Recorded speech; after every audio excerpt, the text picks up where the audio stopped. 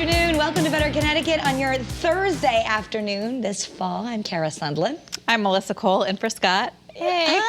Hi, yes. Welcome to our social distancing set. You look lovely. Our flowers Yes, we're match. coordinating. Maybe it's because we have stuff about pumpkin spice coming up. We're going to create a pumpkin spice face mask if you like. Sounds good to me. All right, so maybe you watched the debate last night. I know everyone has their opinions on that. But the one thing that everyone could laugh at was a fly landed on Vice President Mike Pence's head. Yes. Now, I had to go to bed early last night because I was doing the morning show. But when I came into work this morning and I was kind of like checking through Twitter, I saw all these things about Flygate. And I'm like, what is everybody talking about? And now, there it is. Yes, I think it was on his head for like 2 to 3 minutes. All while he's answering his questions, and he seems to, either he doesn't know or he's just not giving in. You know, anybody at home that was watching could not probably concentrate on anything he was saying other than the fact that there was a fly in his hair. Well, it takes me back to that famous clip of Denise DeCenzo when the fly just wouldn't stop, and finally she just said, Al, you're going to have to do something about that fly. Well, he managed, and yes, go on Twitter and look up Flygate, and you'll definitely laugh. Oh, goodness. All right, so Morgan Wallen was supposed to appear on Saturday Night Live, but it turns out he was maskless and kissing young ladies and partying it up, and so they canceled his live debut, which was supposed to happen on Wednesday, last night. Yeah, I mean, a lot of people were posting things on TikTok of him out in the bars in Alabama, you know, partying, no mask. You have to assume now that people are watching and people are going to be taking videos of you. So obviously he acted irresponsibly, and he did go on to apologize, saying, you know, he was wrong and he should have acted. This is not aligned with my long-term goals. Yeah. Right. He is the singer of Whiskey Glasses, though. I mean, true, but not great for his career going forward. How about a cruise to nowhere? You know, I don't think this sounds half bad, to be honest with you. You get to relax, you still get good food, there's social distancing. Yeah. You're gonna have beautiful ships out of Singapore. You just won't stop anywhere. You'll just stay on the cruise ship, enjoy perhaps the pool, you know, all the perks of being on a cruise. They'll have it at about 50% capacity, so it won't be tons of people, and constant sanitizing. I mean, I think I might do it. It's only for Singapore residents, though. Yeah, well. But they're so clean in Singapore. It would make me feel better. Like, you know, you get in big trouble, like huge trouble, criminal charges if you drop gum in Singapore. Really? Yes, they're very clean. Okay, so that's going to be one sanitary ship for Yeah. sure. So, and then, you know, PPE, they'll have the whole bit. So I don't know who's coming to dinner for your Thanksgiving. We've been talking about this in my house too, of generally it would be the time that our whole family gets together. That's obviously not probably going to be the case this year. That would be too many of us. So people are talking about they need smaller turkeys. Well, that's the thing. Usually you get like a 20-pound bird or even more than that, right? If you're having I a huge... that turkey is just because it fits more people. It's giant for all the people coming to your house. So this year, grocery store chains have ordered smaller turkeys to feed the smaller family that's going to be in your house. I mean, it makes it easier. And actually, you don't have to cook it as long. What if you just did something totally different? Like, let's do tacos. Thanksgiving tacos. No, you know, you need the turkey, though. You need the turkey. You need the gravy. You need all the fixins. You just don't need to make it for 25 people. Just the four of us.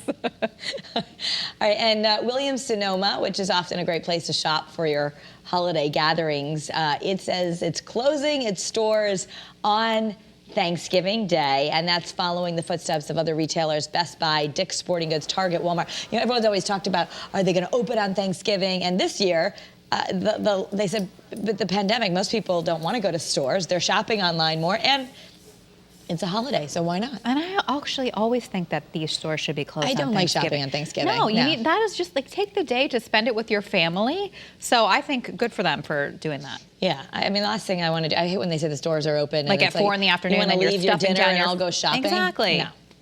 I'm on your boat. I know not everyone's on that boat, but this time you can maybe stay home and maybe still get the big turkey. You can have leftovers. Exactly. Now, if you're going to the mall to check out Santa Claus this year, it's going to be looking a little different because you and Santa will have to be socially distant. No lapping, no sitting on Santa's lap and whispering in his ear what you want for Christmas. You know, this might work better for the kids who are always terrified of sitting on Santa's Very true. lap. You know, you keep your distance, your parents have to keep your hands on you, there'll be masks, and they're thinking of things like this, you know, these... I mean, nothing says a picture with Santa like a little bit of plexiglass, right? Just tell the kids it's the magic, right?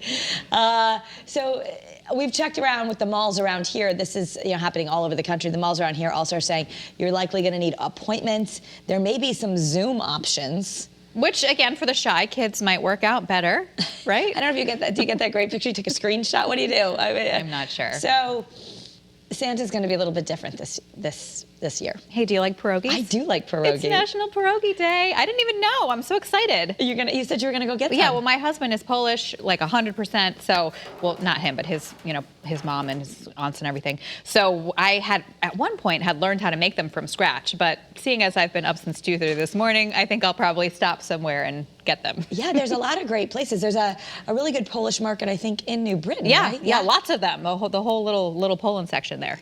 Yeah, roly-poly is one of them. Okay. So on my way home, do you maybe like I'll them stop. savory or the kinds with like chocolate sauce? Personally, my kids and I like them savory. I do too. don't love the dessert pierogies as much, but just like the typical potato and cheese, saute some onions, throw that on top. It's really good. That sounds delicious. And breakfast is a big deal these days. Everyone's having a little bit more time, maybe.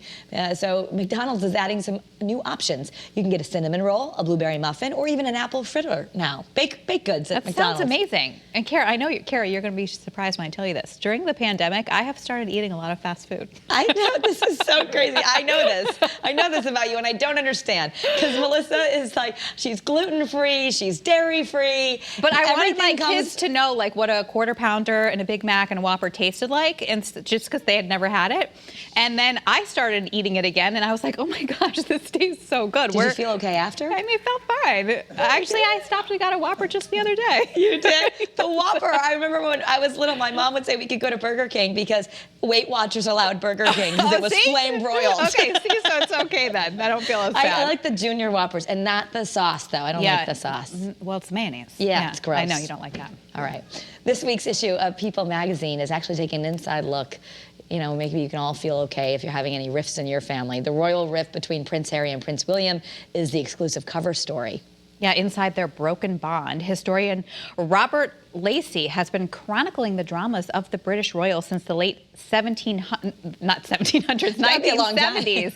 And he's really going to go into detail about what's happened with the brothers and all the tension that's been going on. Yeah, they say it's really dating back to childhood, and so we have a little bite with him. Harry, who has always kind of worn his heart on his sleeve, is not the future king. Harry, meets Meghan Markle, an American actress, and falls head over heels and is immediately kind of on the road to proposing and wedding planning and all of that. And we know that William was very concerned that Harry and Meghan were moving too quickly. And so that's that love versus duty thing where, there was tension over the idea that William was cautioning that Harry was leading too much with his heart, and Harry resenting that William was prioritizing the crown. All right, so if you want to learn more, you can check out the issue, which is on newsstands now. Yeah, that was Michelle Tauber. She's the senior editor. All right, and for more celebrity news, watch the all-new People TV. That's right here on Channel 3 at 7:30. And let's check in with Kay and Lawrence for a preview. Tonight, here's what people are talking about. All I wanted to do was heal. Our Sandra sits down with Ricky Martin in an in-studio exclusive to discuss his new project born out of the coronavirus lockdown. I think it was a time to think about what tools can we find to start healing the masses. How his latest EP, Pausa, came to be and what music means to him now.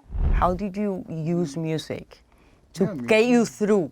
I lock myself in the bathroom and I play music. I go to sleep with music. I wake up in the morning and it's music, especially now. I wake up at 5:30 in the morning every day and I just spend time on my own before my 20 kids and my family wakes up. And Ricky also tells us about the morning after the groundbreaking 1999 Grammy performance that set the music world on fire.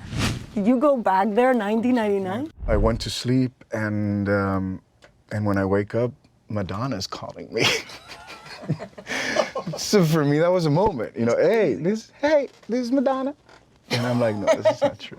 I can't wait. More with Ricky on tonight's People.